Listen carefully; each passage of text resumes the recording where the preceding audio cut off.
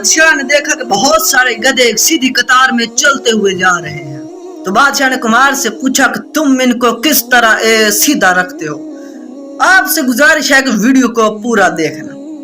کمار نے جواب دیا کہ جناب، جب ان میں سے کوئی قطار توڑتا ہے تو میں اسے سزا دیتا ہوں، بس سزا کے ڈر سے یہ سب ایک سیدھی قطار میں چلتے ہیں۔ بادشاہ نے کمار سے پوچھا کیا تم ملک میں امن قائم کر سکتے ہو؟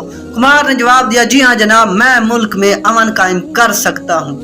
بادشاہ نے کمار کو منصب عطا کر دیا اور پہلے ہی دن کمار کے سامنے ایک چور کا مقدمہ لایا گیا۔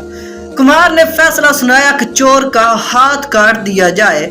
جلاد نے وزیر کی طرف دیکھا، پھر کمار کے کان میں سرگوشی کی کہ جناب یہ ہمارے وزیر کا خاص آدمی ہے۔ پھر کمار نے فیصلہ سنایا کہ چور کا ہاتھ کاٹ دیا جائے۔